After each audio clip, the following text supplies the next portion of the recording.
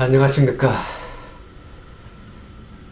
오늘은 품성신학 두 번째로 그리스도와 사단 간의 대쟁투에 대해서 우리가 함께 말씀을 나누기를 원합니다. 먼저 이 말씀을 전하기 전에 예배소서 6장 12절에 있는 말씀을 나누겠습니다. 우리의 씨름은 혈과 육에 대한 것이 아니요 정사와 권세들과 이 어둠의 세상 주관자들과 하늘에 있는 악의 영들에 대함이라. 그렇게 예배소서 6장 12절의 말씀을 들었습니다. 우리가 이제 살아가는 이 삶이 하나의 전쟁입니다. 우리가 싸우는 이 싸움은 육신적인 싸움이 아니고 오늘 이 예배소 6장 12절의 말씀처럼 영적인 싸움입니다. 이것은 어떤 보이는 싸움이 아니고 보이지 아니하는 그러한 싸움입니다. 이것은 다른 말로 하면 우리가 선악 간의 싸움이고 그리스도와 사단 간의 대쟁투라는 것입니다. 우리는 그것을 잘 때로는 이해하지 못하고 살아갈 때가 많습니다. 이 사단은 사람을 유혹해서 범죄하도록 만들었죠. 사단이 하늘에서 범죄해서 하늘에서 전쟁이 있어서 우리가 계시록에 보면 미가엘과 용이 싸우지만은 싸움에 이기지 못해서 이 땅으로 타락한 천사 3분의 1가 이 땅으로 쫓겨나게 되었습니다. 그래서 사단이 이 지상으로 와서 자기의 성질을 그 거릇된 잘못된 품성을 사람들에게 유혹해서 범죄하게 하고 그 거릇된 품성을 본받아서 자기가 이 땅에 임금으로서 군주하기를 원했습니다. 원래 아담과 하와가 하나님으로부터 에덴 동산에 어떻게 했습니까? 이 땅을 통치자로 관리자로서 그렇게 하나님께서 하셨지만은 아담과 하와가 죄를 범해서 범죄함으로 말미암아서 하나님과의 관계가 끊어지게 됐습니다. 그때 사단은 사람들을 지배해서 이 세상의 통치권을 자기가 가지고 있는 것처럼 그렇게 스스로 생각했습니다. 그러나 예수 그리스도께서 사단의 이와 같은 주장을 반정하기 위해서 이 땅에 오셨습니다. 그래서 예수님께서는 한 인간의 모양으로 오셔서 하나님께 끝까지 충성함으로 말미암아서 사단의 이 주장을 잘못됐다는 것을 얘기했죠. 사단이 인류를 온전히 지배하지 못하였다는 것을 보여주고 세상이 사단의 것이 아니라는 것을 정명하게 된 것입니다. 그래서 예수 그리스도를 통해서 우리 인류는 사단으로부터 구원받기를 원하는 모든 사람들은 해방될 수 있고 또 아담의 범죄한 그 죄로 말미암아서 잃었던 그 통치권을 다시 회복할 수 있는 길이 열리게 된 것입니다. 그래서 우리 창세기 3장 15절에 보면 이와 같은 말씀이 있죠. 하나님께서 뱀에게 이렇게 얘기했습니다. 내가 너로 여자와 원수가 되게 하고 너의 후손도 여자의 후손과 원수가 되게 하리라. 그렇게 말씀하셨습니다. 이 선언은 어떤 겁니까? 사단은 자신이 세상의 절대적인 통치권을 갖지 못했다는 것을 선언하는 것입니다. 그러면서 이 말씀 속에 보면 사람의 마음 속에 사단을 대항해서 하는 힘이 작용하고 있다는 것을 말씀했습니다.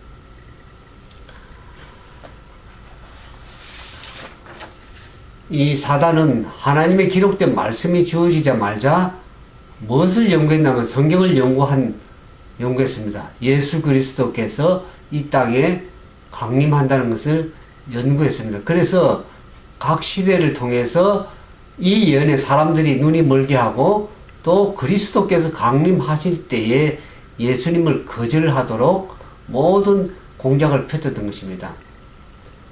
그래서 예수님께서 이 땅에 탄생하셨을 때 사단은 자신의 통치권을 반박하기 위해서 하늘로부터 사명을 가지고 예수님께서 오셨다는 것을 그가 알았습니다. 그래서 이 천사들이 기별을 했죠. 하늘의 영광이 이 땅의 평안데 그 예수님께서 이 땅에 평안의 왕으로 오실 것을 천사들의 기별을 통해서 들었을 때 사단은 떨었습니다. 사단은 하늘에 있었던 그 사단은 예수 그리스도께서 하나님의 아버지의 총애를 받은 자로서 하늘에서 지위를 가질 수도 있다는 것을 잘 알았습니다. 그래서 하나님의 아들께서 이 땅에 인간으로 오신다는 그 사실은 그로 하여금 참으로 놀람과 염려로 가득 차게 했었습니다. 하나님의 아들 되신 그분이 하나님께서 이 땅에 오셨다는 것은 참으로 크나큰 그 희생의 신비를 그는 청량할 수가 없었습니다.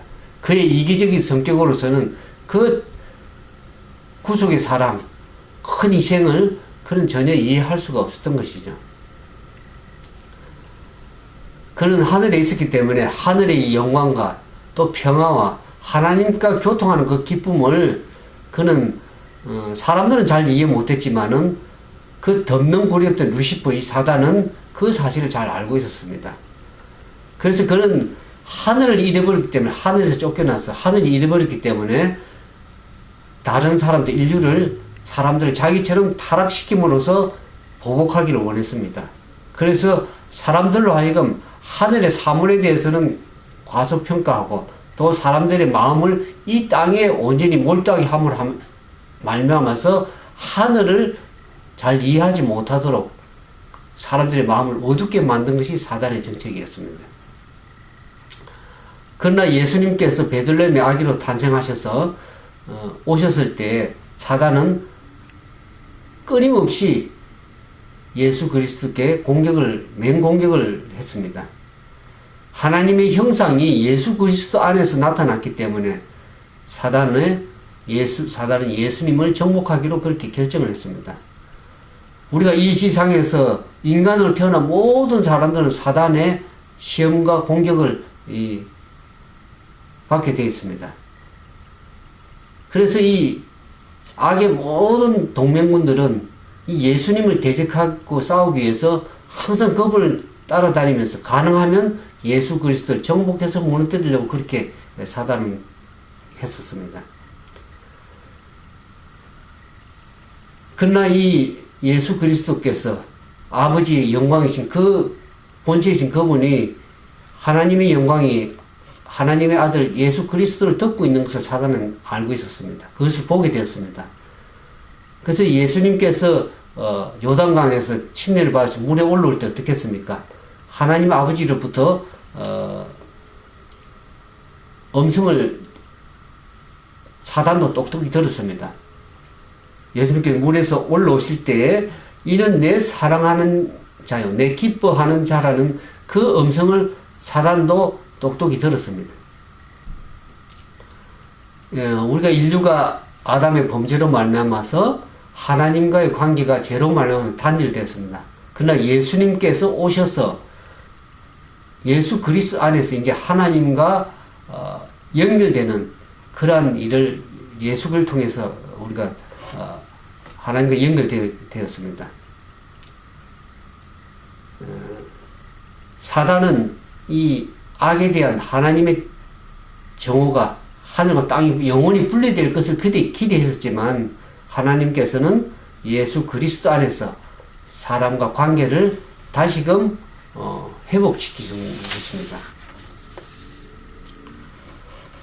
사단은 이 땅에 오신 예수 그리스도를 정복하지 않으면 자기가 정복당하는 것을 알았기 때문에 그리스도의 사단과의 끊임없는 투쟁을 하는 것을 보게 됩니다.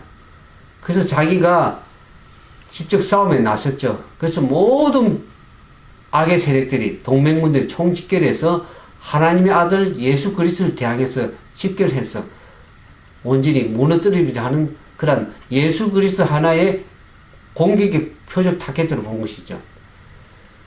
근데 많은 사람들이 이제 이 그리스도와 사단 간의 이 대쟁투를 우리 삶에 자신의 생애와 특별히 관계가 없는 것처럼 그렇게 많이 생각을 하고 살아가고 있습니다. 그리고 또 그것에 거의 관심들을 많이 두고 있지 않습니다. 그러나 인류의 마음속에는 끊임없이 우리가 이 투쟁을 아까 처음에 우리의 싸움은 혈과 육에 대한 것이 아니라 영적인 싸움이라고 말씀을 드렸습니다. 어느 누구도 사단의 공격을 받지 않고 하나님을 섬기기 위해서 악에 대해서 떠날 수는 없는 것입니다. 예수님께서도 사단의 맹공격을 이 시험을 받았을 때 참으로 그것은 막아내기 어려운 것들이었습니다. 왜냐하면 우리가 당하는 시험과 다르게 예수님의 품성은 우리보다 품성이 뛰어나신 분이고 능력이 있으신 분이고 신성의 능력을 가지신 분이기 때문에 더 심하게 시험을 당하신 것을 우리가 알 수 있습니다. 예수님께서는 세상에 심히 무거운 죄짐을 지고 또 시욕과 세상에 대한 사랑과 참남을 이끄는 그 과실을 사랑하는 그 시험에 대항했습니다. 우리는 이 땅에 살아가면서 여러 가지 시험을 당할 때가 많죠.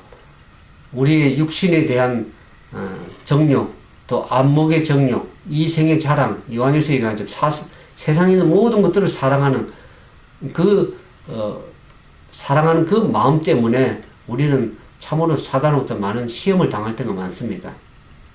그러나 예수님께서 말씀하십니다. 우리 보고 담대하라. 내가 세상을 이겨노라고 주님께서 말씀하십니다. 우리가 예수님을 바라보고 예수님 안에서 주님과 함께 연합될 적에는 우리가 세상을 넉넉히 이기고 사단을 이길 수 있는 그런 힘이 우리에게 주어져 있다는 것을 우리가 반드시 기억할 필요가 있습니다. 예수님께서 시험을 받으셨습니다. 그러나 예수님께서는 하늘 아버지 지혜와 힘을 늘 의지했습니다. 우리가 이 이사야 50장 7절에 10절에 보면 같은 얘기를 합니다. 예수님께서 이렇게 말씀하셨습니다. 주 여호와께서 나를 도우심으로 내가 부끄러워하지 아니하고 내가 수치를 당하지 아니할 줄 아노라. 보라 주 여호와께서 나를 도우시리라. 그래서 당신의 자신의 몸을 보면서 이렇게 얘기를 합니다. 우리에게 말씀하십니다. 너희 중에 여호와를 경외하는 자가 누구뇨? 흑암 중에 행하여 빛이 없는 자라도 여호와의 이름을 의뢰하며 자기 하나님께 의지할지어다 그랬습니다.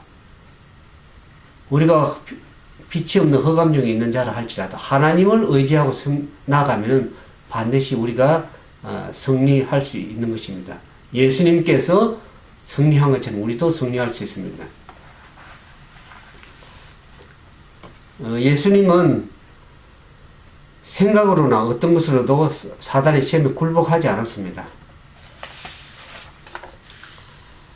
예수님은 그 마음속에 성령의 내재하심으로 말미암아서 사단과의 투쟁할 수 있는 태세를 갖추었고 또 우리를 하여금 그 모범을 통해서 그분의 삶을 통해서 우리를 하여금 신의 성품에 참여하는 자가 되게 하기 위해서 이 땅에 오셨습니다.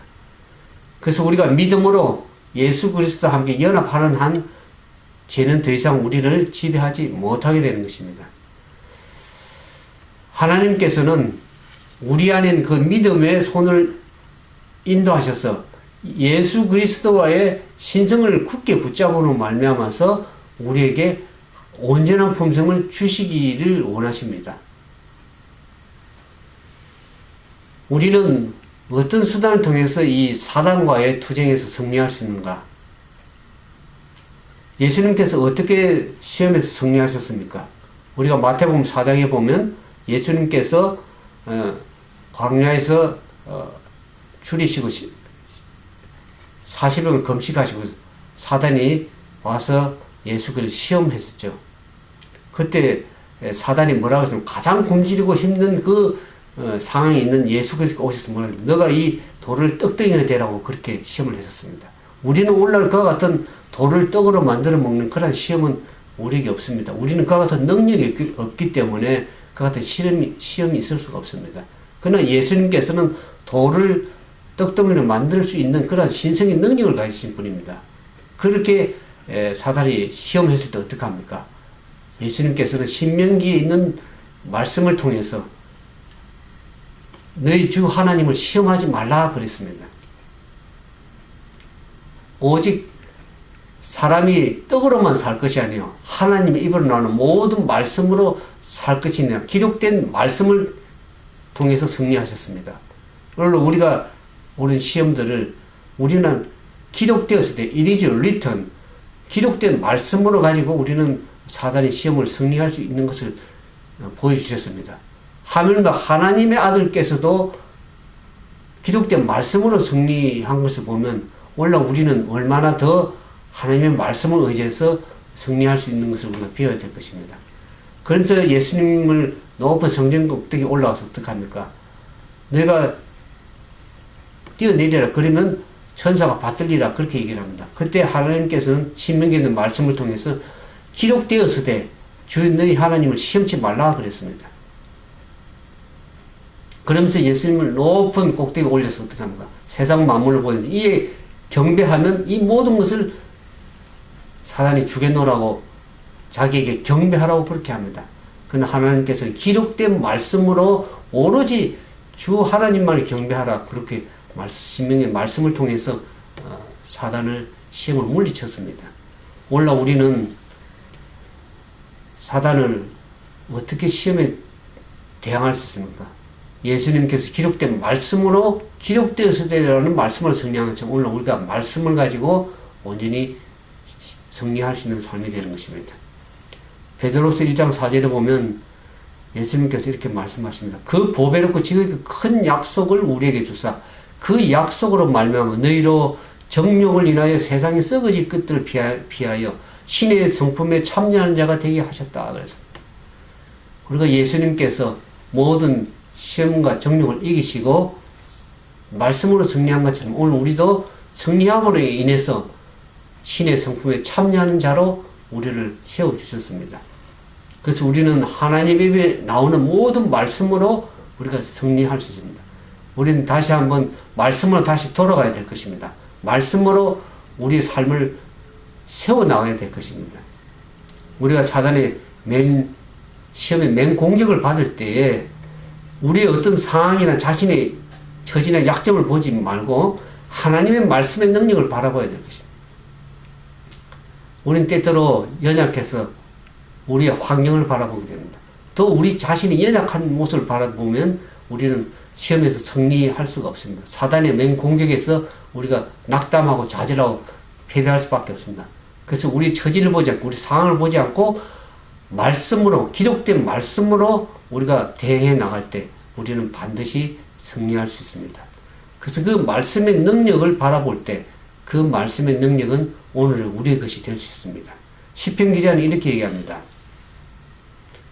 내가 주께 범죄치 아니하여 주의 말씀을 내 마음에 두었나이다. 나는 주의 입술의 말씀을 쫓아 스스로 삼가서 강폭한 자의 길에 행치 아니하였다. 그렇게 고백하고 있습니다.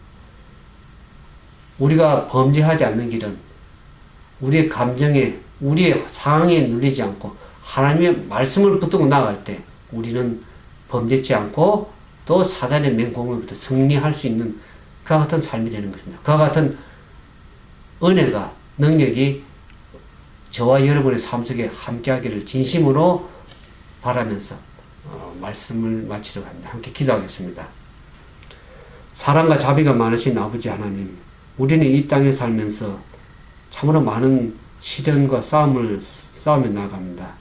그것은 우리가 혈과 육에 대한 싸움이 아니에요. 우리의 싸움은 선한 영적인 사단과의 싸움인 것을 우리가 압니다. 오늘 우리가 여러 가지 상황 가운데, 어려움 가운데 힘들어서 낙담하고 좌절할 수밖에 없는 이 상황에서 예수님께서 모든 시험을 말씀으로 승리한 것처럼 오늘도 우리가 우리의 상황과 현실을 바라보지 않고 그 능력 많으신 주님을 바라보면서 말씀으로 승리하신 주님의 모범을 따라 기록된 말씀으로 승리하기를 원합니다. 우리 삶 속에 함께 해주시고 늘 우리의 마음에 말씀을 둠으로 범죄치 않고 승리해 나가는 우리 모든 믿음의 형제 자매들 되도록 도와주시옵기만을 거룩하신 구주 예수님 이름으로 감사하며 간절히 기도드리옵나이다. 아멘.